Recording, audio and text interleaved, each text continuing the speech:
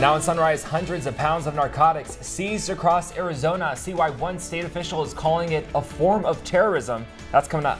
Plus, one local school district is offering a new program, all aimed at making after-school programs more fun. News 11's Ariana Shell brings us that story.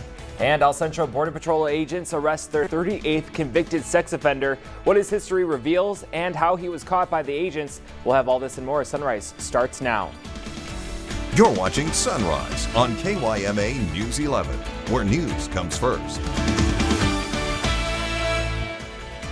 Good morning, everyone. It is Tuesday, September 18th, 2018. I'm Ivany Villalobos. And I'm Blake Keller. Thank you for joining us on Sunrise this morning. Can't believe we're already halfway through September. I feel like we just finished August. Yeah, and it already feels like we're almost to Halloween with all the decorations at all the stores. Yes. So it's a great feeling, especially we love I Halloween, love it. right? Yeah. Yes, I love to decorate it. And with that, the temperatures are also starting to cool down, something to look forward to also. So let's go outside and take a live look outside your RV World Yuma Skycam to check out our weather here this morning in the desert Southwest. So it's still fairly dark out there. Of course, our mornings are starting to, you know, that sun's starting to get out pretty later in the morning. So right now, let's take a look at what time that sun will rise. 6:24. We have some pretty light winds at south-southeast, 8 miles per hour, and our temperatures are the same as yesterday. We're looking at the low 80s at 82 in Yuma and the YPG area, Blythe as well at 81, and 83 El Centro, 79 for Imperial. Now for today, the temperatures, like I said, gradually and surely but slowly but surely. Either or, they are starting to cool down. That's the point here. 104 are those temperatures. Highs today in Yuma, 105 for Welton, and 107 for Blythe, Imperial, El Centro as well, and also in Mexicali. Take a look at those border wait times so far this morning. We're seeing half-hour delays in Calexico East and West, a 25-minute wait time in the ready lane there for Calexico East. In San Luis, you're seeing about 40 minutes so far this Tuesday morning, 30 minutes there in the ready lane. Well, developing this morning, a 6-month-old baby is in the hospital this morning after a 2-vehicle crash on a Yuma roadway. Yeah, it happened at the intersection of 24th Street and Avenue A Monday night. Police say the driver of a 2016 Mazda sedan was driving westbound before attempting to make a U-turn. Yeah, that's when the driver hit a 1998 Jeep Cherokee heading in the opposite direction. The 6-month-old baby in the Jeep was transported to the hospital. Police say the infant was strapped in a child safety seat, but it wasn't properly installed. Authorities say the baby suffered life-threatening injuries and no other injuries were reported, and alcohol is not a factor in this case, which still remains under investigation. On your Crime Alert News this morning, Border Patrol agents in Yuma arrested a Mexican man after he was caught trying to smuggle a large amount of methamphetamine into the United States. Authorities say a 24-year-old man was held at secondary inspection in Welton at the immigration checkpoint on the 8th. A border canine alerted agents to the 32 pounds of drugs found in the driver's Chevy Malibu. Border Patrol says the meth is worth nearly $97,000. Both the drugs and the vehicle were seized. El Centro Sector Border Patrol made their 38th arrest of a convicted sex offender. Border Patrol agents in Calexico arrested 43-year-old Mexican man Miguel Ramirez Gonzalez after he illegally entered the United States. After a records check, authorities found Ramirez was convicted for 2 counts of lewd acts with a child under 14 in 2007 in Oakland, California. He was sentenced to 3 years in prison, then was ordered removal from the U.S. in 2009. Well, take a look here. You're looking at 225 pounds of methamphetamine. Arizona Governor Doug Ducey says the Arizona Border Strike Force made the seizures over the last few days. 50 pounds of methamphetamine and 1 pound of fentanyl of that came from Yuma. Authorities arrested 18-year-old Martin Bogarin from Yuma after the seizure. Other seizures were made during traffic stops in towns between the border and Phoenix, and one state official called the influx of drugs a form of terrorism. In each of those plastic wrap containers are the addictions and deaths of Americans. It's narcotics terrorism at its highest level. The Arizona Department of Public Safety says the fentanyl had the potential to kill 227,000 people. The Border Strike Force was created 3 years ago to battle crime coming in from the border. Well, Sacramento County Sheriff's Department is dead after a shootout in Northern California. The Sheriff's Department says 27-year-old Deputy Mark Stysiuk was shot and killed Monday afternoon, responding to a call from employees at a Pep Boys auto shop. When they arrived, a suspect opened fire on the duties. A second deputy was shot, a second deputy was shot in the arm and is expected to make a full recovery. The shooting spanned 2 locations, starting at Pep Boys and then spilling over to a nearby parking lot. A bystander and the suspect were also struck by gunfire. The bystander is expected to survive, but Stysiuk had been with the department for 4.5 years. It's an incredible hole that never quite gets filled in the hearts of our department, but it's also the community that suffered, because the city of Rancho Cordova, and in fact the entire county, has suffered a loss as well. This is the second time in a little over a year Sacramento County deputies has been killed in the line of duty. The department says Stysiuk leaves behind a wife, mother, father, and sister. Well, 6:06 your time. A man will only be fined a small fee after authorities in Phoenix had to shut down a portion of Sky Harbor Airport after he abandoned his car at Terminal 4. Phoenix police say the 29-year-old man received a parking violation notice that carries a $52 fine and was ordered to pay the $75 towing fee. The man was dropping off a woman at the airport when he left the vehicle in a restricted area. That's when a bomb squad was called in and the terminal was shut down, causing major traffic backup and canceled and delayed flights. Well, a notice for Yuma and Imperial County residents: an upcoming nationwide alert will be sent to your phones and across airwaves, all to test the readiness of a national message. Now, you can expect the alert Wednesday, October 3rd from the Federal Emergency Management Agency and the Federal Communications Commission. The message sent to phones and across other platforms is in recognition of FEMA's National Preparedness Month. The test provides the president with capability of reaching the national during a national emergency, dangerous weather, or missing children and other critical conditions. The first test is expected to go off just after 11 a.m. Mountain Time. Well, new this morning, expecting your kids to get all of their homework done after school can sometimes be a real challenge. Yeah, but a new program is hoping to change that. News 11's Ariana Shell joins us live in the studio with more. Ariana, good morning. Good morning, Blake and Ivany. Right at School is a new after-school program allowing tutors and school administrators to be in close communication, creating peace of mind for parents. Here's what makes the program different than anything else out there right now. Right at School is a before and after school program for District 1 and Crane schools. There are 8 schools total that participate. Right at School hopes to work not only with students but with teachers and parents as well. Our mission is to inspire a love of learning, support our community and schools, and also give a peace of mind to our parents. The program offers homework help from tutors, a snack provided by the school, and a town hall meeting. These meetings allow students to practice participation and communication. Town hall is, telling the kids, okay, this is what's going to happen throughout the day, and they have an opportunity to participate, because I know they've been sitting down for a long period of time at school, and we want to make it fun. We're fun. In addition to classroom lessons, unit activities through Right at School are also included in the program. These topics create additional opportunities for learning. We have different unit activities based on our program. Like pretty soon we're going to have one based on Egypt. So we have some that are either about history, math, or even some about how to be respectful and kind to one another. The Right at School program offers tutoring before school and at various locations from 6:30 a.m. to 8:15 a.m. After School Club is provided until 6 o'clock. Reporting live in the studio, Ariana Shell, News 11. Back to you, Blake and Ivany. All right, Ariana, thanks so much for that. Well, 6:09 is your time. A new grant to the Arizona Game and Fish Department will allow them to better protect bats from white nose syndrome. White nose syndrome is a fungal disease that's already killed millions of bats. Nearly $30,000 was awarded to the department from the U.S. Fish and Wildlife Service. The money will be used to learn more about the fungus impacting cave-dwelling bats. Officials say though the syndrome hasn't come to Arizona, the research is critical in protecting the state's bat species. Well, back here at home, today's Homegrown spotlights one of our local agriculture students at Arizona Western College. This is Graham Ashby. He is currently working towards a bachelor's degree in agriculture and technology management and education. His dream is to be a first-generation grower. His love for agriculture came after taking an agriculture class that some of his friends were taking. He told News 11 that after taking that class, he was hooked. Ashby encourages anyone interested in agriculture to give it a try. Favorite thing still to date is me being able to put a seed into the ground and watching a plant grow, and then being able to take whatever that product is at harvest time and give it to someone and seeing their face light up. That is my favorite thing about it. If you're interested in a career in agriculture, visit KYMA.com for more contacts. Well, for 93 years now, photographers have been submitting their beautiful work to the Arizona Department of Transportation for a chance to be featured in the Arizona Highways magazine.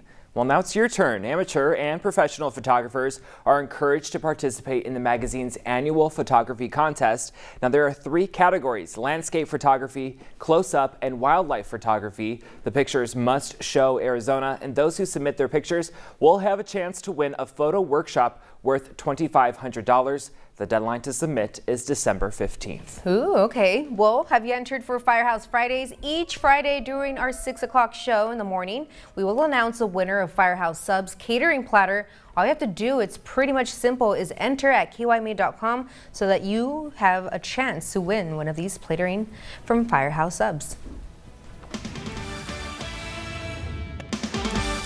Washington's biggest he said, she said goes before a Senate panel. A hearing coming up on Monday. I'm Tracy Potts. Coming up, we will hear from President Trump's Supreme Court nominee, Judge Brett Kavanaugh, and his accuser. And also on Sunrise, we're taking a look at your full weather forecast when we can expect some rain. That's coming up next. And now here's a look at what's ahead on the Today Show.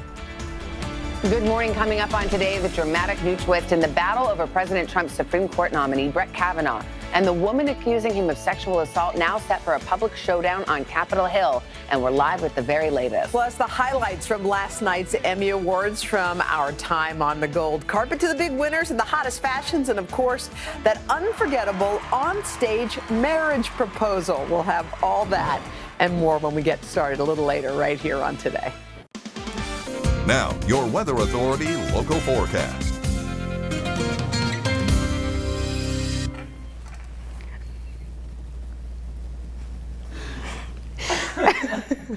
Welcome back to Sunrise. 6:15 is your time this morning. All right, here's a live look outside your RV World Yuma sky cam. Looking a little cloudy out there, but we're expected to clear out later on today. It's going to be another warm day, but not as warm as yesterday. So let's get right to it because we might see some rain. I'll get to that in just a bit. Right now, our temperatures this morning are 82 in Yuma, and we're also looking at the lower 80s for the YPG, El Centro, and Blythe area. We're looking at 79 for Imperial. Now today, sunny, clear skies, and we can see those winds of up to 14 miles per hour. We are seeing the temperatures reach 104 in Yuma and 105 for Welton, then 107 Blythe, also Imperial and Mexicali. We're looking at 106 for El Centro. As far as tonight goes, we are going to see clear skies as well.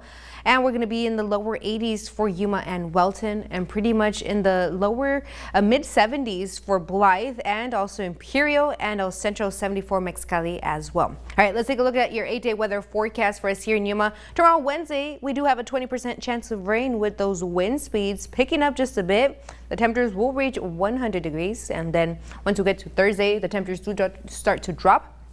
We're seeing the double digits of 99 and a 10% chance of rain as well. After that, that clears out, and Friday, Saturday, and Sunday is when we can see clear skies. We will begin the weekend on Friday with 99 degrees, and then after that, the temperatures will rise for Sunday being the warmest day of the week at 106, and then those temperatures do start to cool down come Tuesday and Wednesday at 99 and 98. And for the Imperial Valley area, no rain forecasted for that area as you can see here, but for tomorrow, Wednesday, we will start the temperatures at 102 for our highs, mostly sunny skies, and then we'll clear out by Thursday, and the temperatures will start to gradually just dip just a bit to 100. Then we're seeing Friday at 101, and then by the time we get to Monday of next week, the temperatures will rise to 105, and then we'll get to see those double digits by Wednesday of next week in the Imperial Valley area. That's your forecast for now. I'll send it back to you, Blake. News 11's Border Wait Times, brought to you by Cocopa Casino.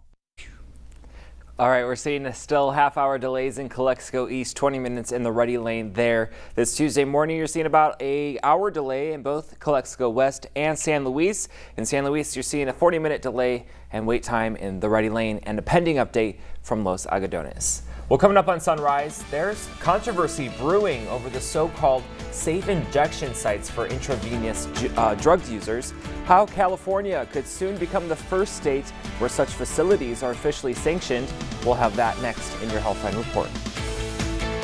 The Dream to Design Studio is brought to you by Houston's KYMA Furniture. Ask about their free design services for your home today. Welcome back to Sunrise. Your time is 6:20. Turning now to politics. In Washington, a 36-year-old sexual assault claim made public at the 11th hour has put President Trump's Supreme Court nomination on hold. A Senate panel is postponing its vote on Judge Brett Kavanaugh to hear from him and his accuser Monday. Tracy Potts is live on Capitol Hill with more. Tracy, good morning.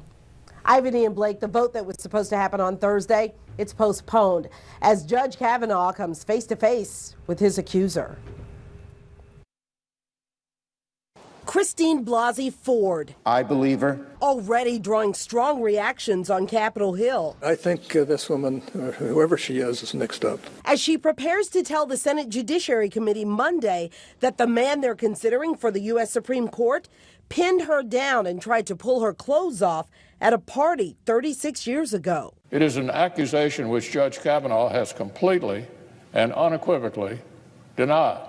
In fact, Judge Brett Kavanaugh says he wasn't even there. A completely false allegation, he said in a statement. He'll testify again Monday. Kavanaugh spent 9 hours at the White House calling lawmakers.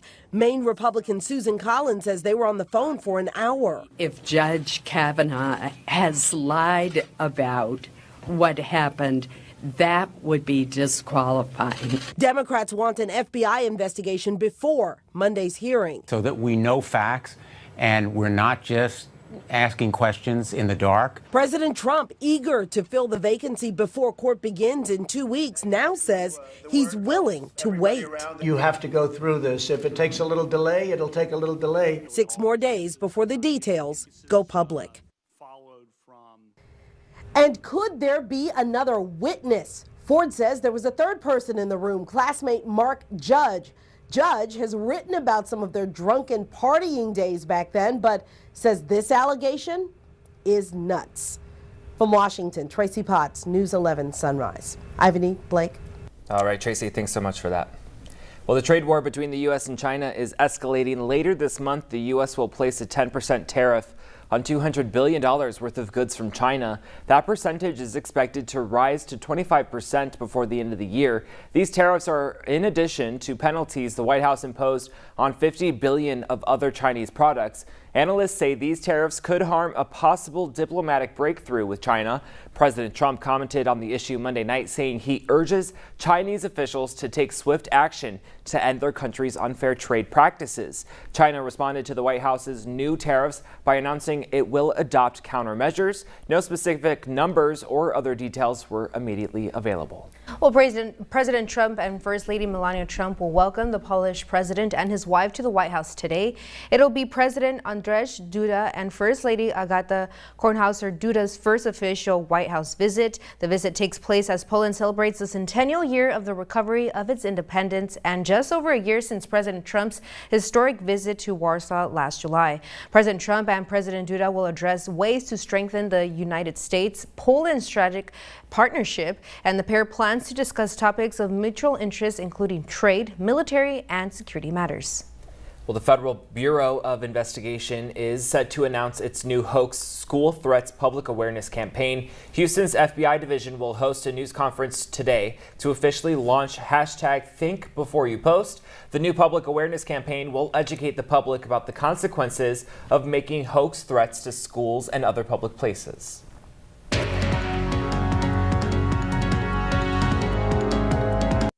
Well, this morning we take a look at the controversy over so-called safe injection sites for intravenous drug users. Yeah, California could soon become the first state where such facilities are officially sanctioned, despite critics who claim the sites encourage drug use. Yeah, and as NBC's Ron Allen reports, the federal government is jumping into the fray. At a community center in New York City, Jamie Woods, battling drug addiction, slips into the restroom. She has 10 minutes. A monitor listens. You all right? Anti-overdose medications ready nearby if needed. So that works for you? This is the only place that I know that I can come and get straight because of my addiction, and I know I'm not going to die. Staff here, along with mayors and health officials in 4 big cities and activists in other communities, want to help users inject safely out of the shadows by opening so-called safe injection or overdose prevention sites, medically supervised settings. What we're saying is people that are already using drugs, they don't need to die in the streets. They don't need to die in alleyways because they don't have anywhere that's safe to use. California just passed a bill that could open pilot centers in San Francisco, the governor deciding whether to sign it into law. It is not lawful to facilitate the illegal use of drugs. Deputy Attorney General Rod Rosenstein agreed to discuss this, warning of swift and aggressive action if any city opens an injection site. They ought to be trying to persuade them to stop using the drugs and provide treatment and support. They would argue they have tried that, but they just can't get people into treatment, and we can't just do more of the same. Is that a concern of yours? Well, I think it's always useful to try new and different approaches, but the approach of facilitating drug use, I think, is simply a form of appeasement. At least 100 injection centers like this one in Vancouver operate in at least 60 European and Canadian cities. Public health advocates insist years of academic studies show the centers save lives. There have been millions of injections happening at these sites. No one's ever died. This is why people are urgently looking at this as a potential solution to this problem. San Francisco recently opened a model site, the mayor touring, hoping to rally support for the idea. A confrontation with Washington looming. If you couldn't come here, what would you do? Well, most of us would probably be in doorways or hallways or staircases. Time's up. While people like Woods try to get through another day. Ron Allen, NBC News, New York. All right, well, 6:27 is your time. So much more still ahead on Sunrise. We'll see you back here right after the break. Don't go anywhere.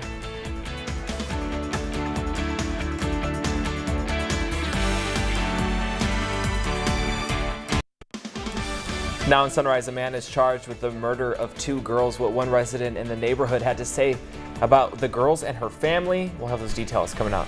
And we now know who abandoned their car at the Phoenix Sky Harbor Airport Sunday and caused chaos. Find out what they left, why they left that rental car on the curbside in just a few. Plus, coming up on Sunrise Sports, a former Arizona State place kicker now finds himself with a pink slip.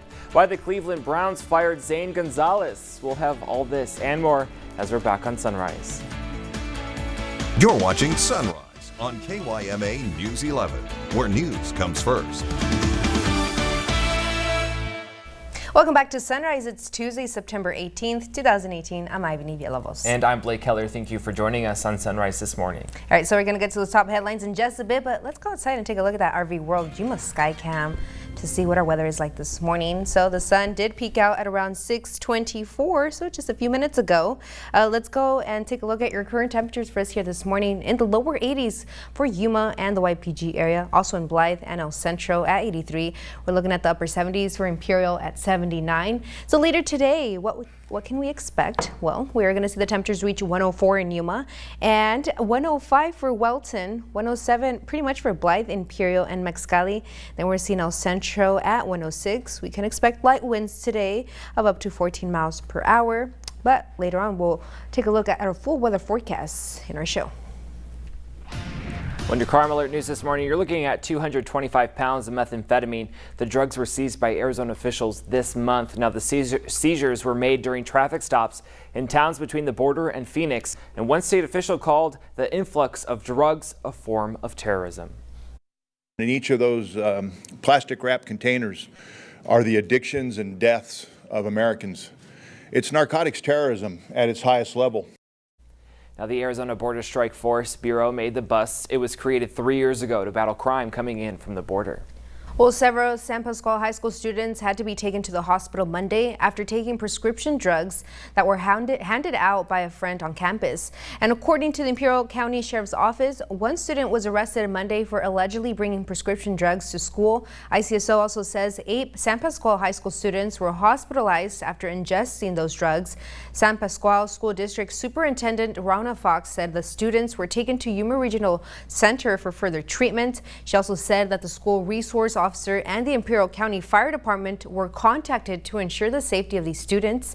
Now, parent Kelly Hammond says that she's okay with the kids involved being punished, but also thinks that the school failed and needs to make policy changes. And San Pascual Superintendent Fox also added that all students, including those hospitalized, are now safe. This case is still under investigation. Well, Arizona officials charged 36-year-old Christopher Clements Friday in the murder of 2 girls. The crime happened 6 years ago, but many residents in the neighborhood remember it vividly. Eric Fink has the story. Some people are still quite in shock. Ann Clevenger moved into her 12th Street home 2 months before 6-year-old Isabel Celis was kidnapped a block away. The parents, you feel their emptiness with their child not being with them, being able to celebrate holidays, her birthday. You kind of put your feet in their shoes. This is the house Isabel Celis was taken from more than 6 years ago. Her family has since moved. Clevenger says they are always in her thoughts. And even after this news, she knows their painful road has not ended. Now that they do have them, it's even going to be more difficult for the family. Thankfully, I still see Grandpa. That's a livelihood that I have every day, is seeing that man still walking and not hiding. Isabel's grandfather still lives on this street. The missing poster still displayed in his front window. Just after that April day in 2012, she took it upon herself to create this makeshift memorial. Life is that precious. And she has a message for Isabel's accused killer, Christopher Clements, who sits in the Maricopa County Jail awaiting his arraignment.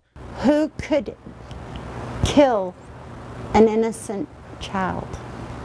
And 2 of them. And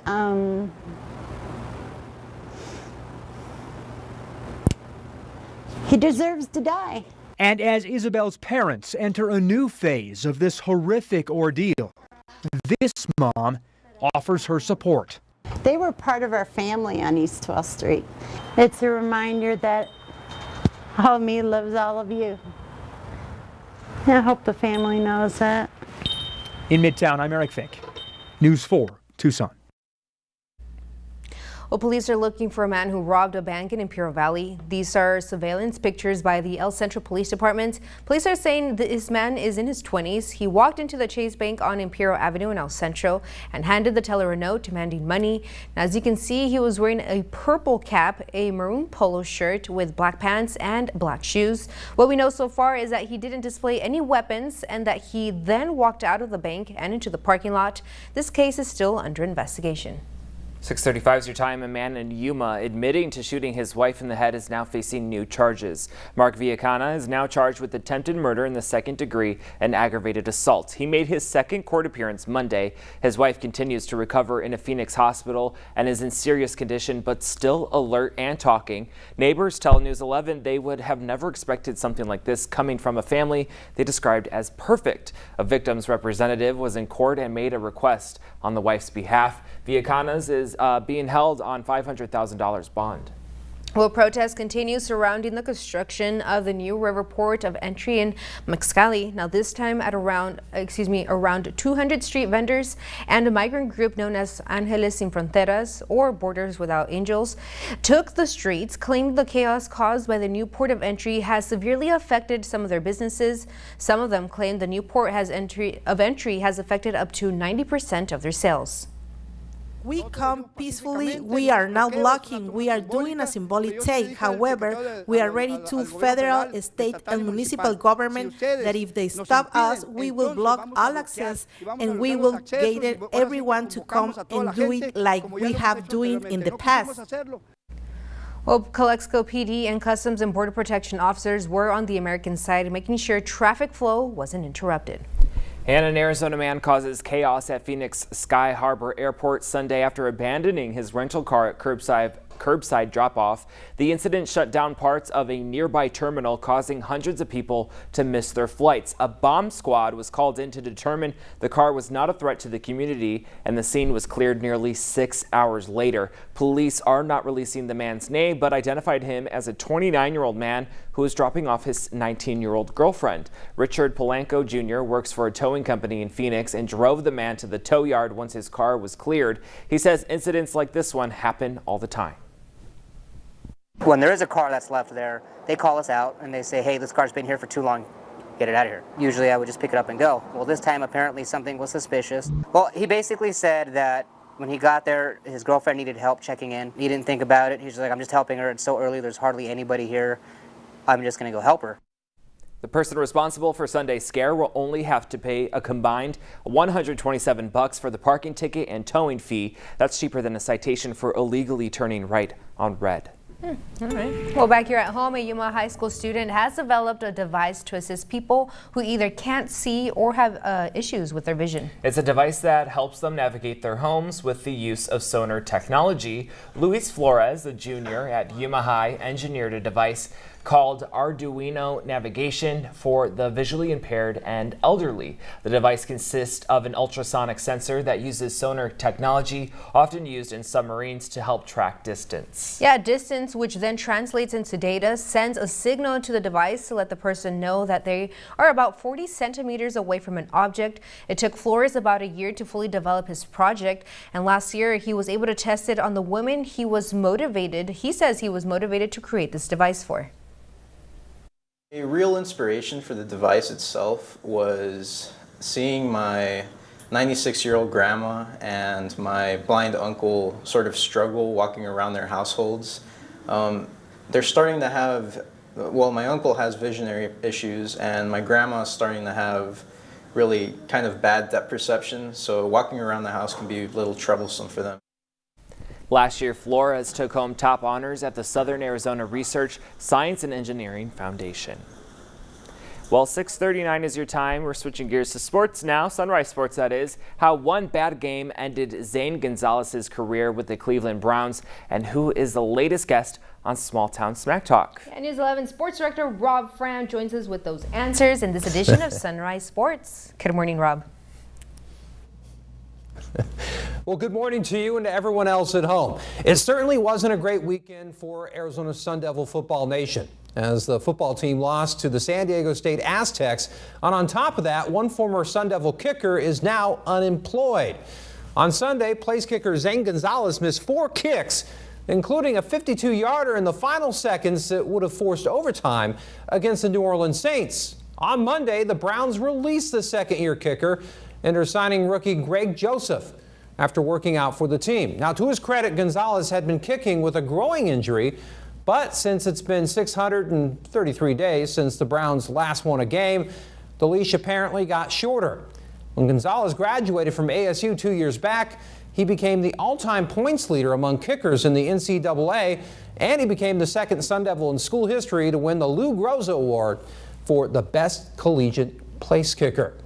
All right, well, here's a look at our lineup for week number 6 of FNL. This compact group of matchups are headlined by our marquee matchup between the Gila Ridge Hawks and the Yuma Criminals down at historic Dome Field.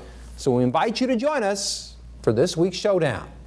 And last but certainly not least, in this week's latest and greatest episode of Small Town Smack Talk, Imperial Tigers head baseball coach Javier Ramos joins us to talk about the Tigers' recent run to the CIF San Diego Section Division III title game and gives us his reflections on growing up as a student athlete in the Imperial Valley. As always, you can catch his podcast on our website, KYMA.com. All right, we're done with this semi-local round of Sunrise Sports. We're going to go ahead and send it back to you guys. Coming up on Sunrise, the cannabis business is expanding. Stay tuned to find out what one major beverage company is looking to add cannabis to its list of ingredients. We'll have those details ahead in our morning business report.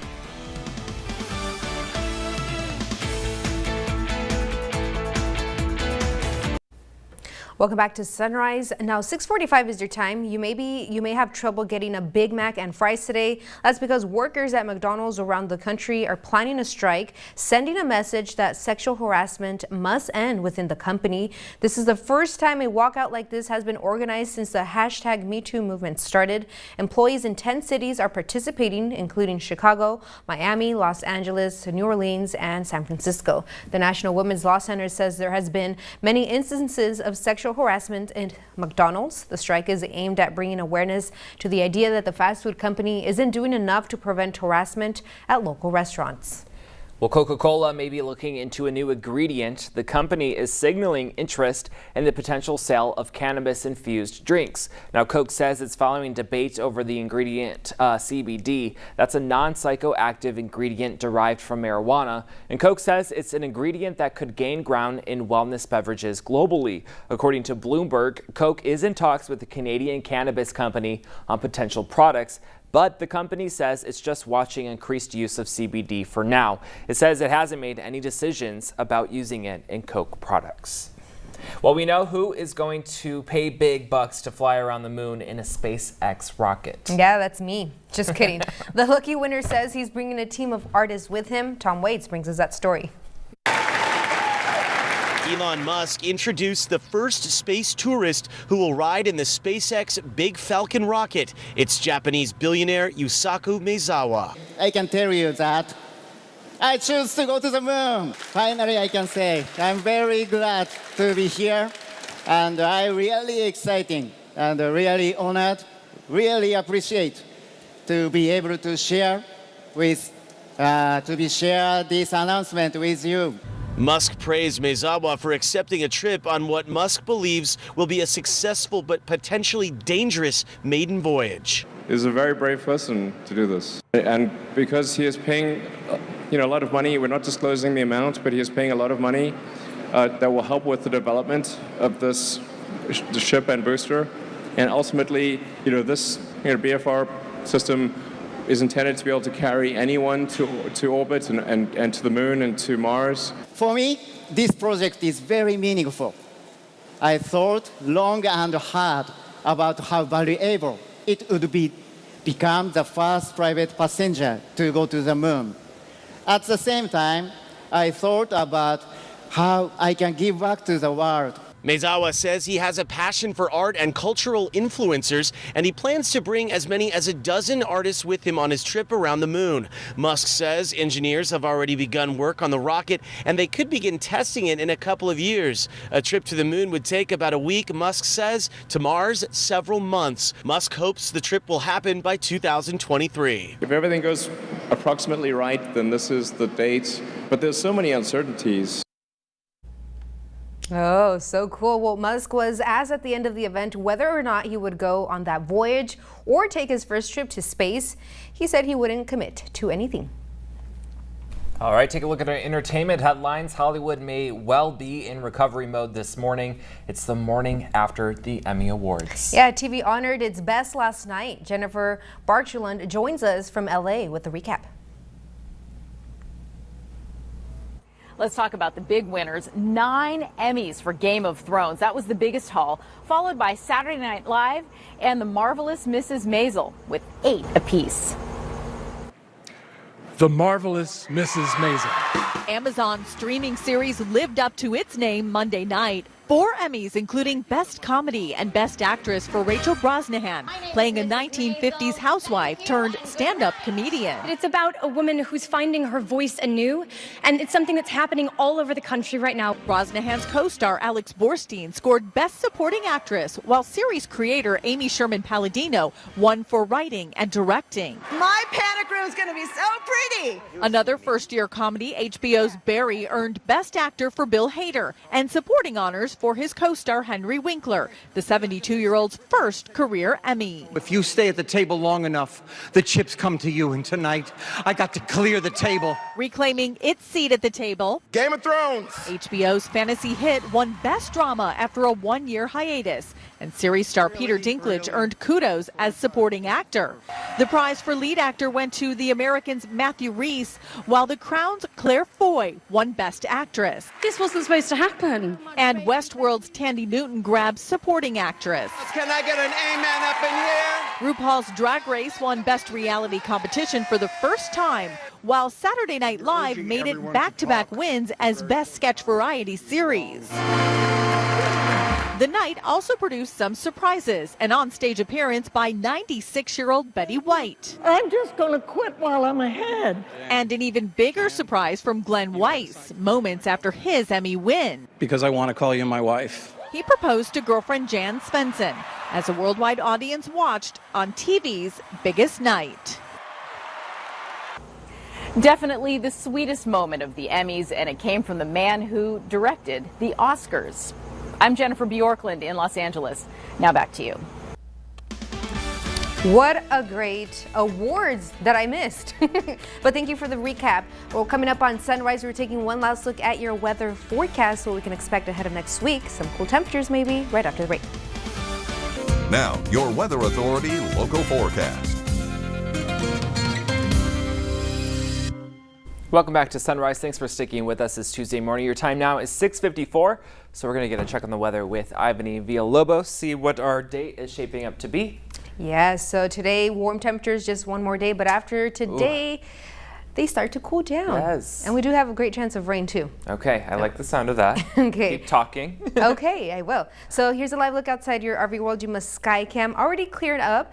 Earlier, it looked a little dark and kind of overcast, but it's cleared up since then. And so let's take a look at your current temperatures. If you're just waking up, the temperatures are 82 in Yuma. We're also seeing 82 for the YPG area. 81 in Blythe, and we're looking at 79 for Imperial. Now for today, we are seeing our humidity levels at 79%, a little bit up than usual. And then we are seeing our winds of up to 14 miles per hour today. So nice light to moderate winds. Okay, for your bus stop forecast, of course, later on, the temperatures will go up to 85 degrees. This is around 8 o'clock in the morning. And then around lunchtime, we're gonna see the temperatures of 98 and 103 for the evening hours or by the time you get off school. All right, here's your 8-day weather forecast. Wednesday, 20% chances of rain. Then Thursday, 10%. After that, we do warm up just a bit and then cool down by the end of next week. Tuesday and Wednesday at those double digits. For the Imperial Valley area, 102 will be their highs for Wednesday. Then after that, a little bit of a warm up comes Sunday at 105, and then that cool down yet again Wednesday at 99. That's your weather forecast for today. I'll send it back to you, Blake. All right, happy birthday to Dulce Ulia. Message this morning, Yulo. Uyoya. Dulce Ulloa. There we go. It's a pretty name. Okay, yes it is. I can't say it, I'm sorry, I apologize. Well, your message this morning is thank you for your big heart when it comes to caring and helping others. Also, happy birthday to Larissa Segan. A message for you is happy birthday, Mama loves you. Of course, if you would like to give a birthday shout out, you can head over to our website, kyma.com/contests. All right, well, before we go, here's a look at what's trending. A laundry program at a New Jersey high school is giving kids a fresh and clean start. Newark's West Side High School principal Akbar Cook said some students weren't showing up to school because they were being bullied for not having clean clothes. Yeah, so he began raising money to add a laundry room at the school for underprivileged students. Cook eventually secured a $20,000 grant and other donations to turn the football team's locker room into a free laundromat. To feel like you smell good, you look good. I think that goes a long way, and we never thought about how confidence, makes you perform better. Well, thanks to more and more donations, Westside High School now has 3 different storage closets stuffed floor to ceiling with donations of laundry and detergent. Yeah, they're writing thank you notes to people who donated to the laundry program. What How a sweet thing. Yeah. That'll do it for us here on News 11 Sunrise. I'm Blake Keller. And I'm Ivany Villalobos. Have a great day, everyone.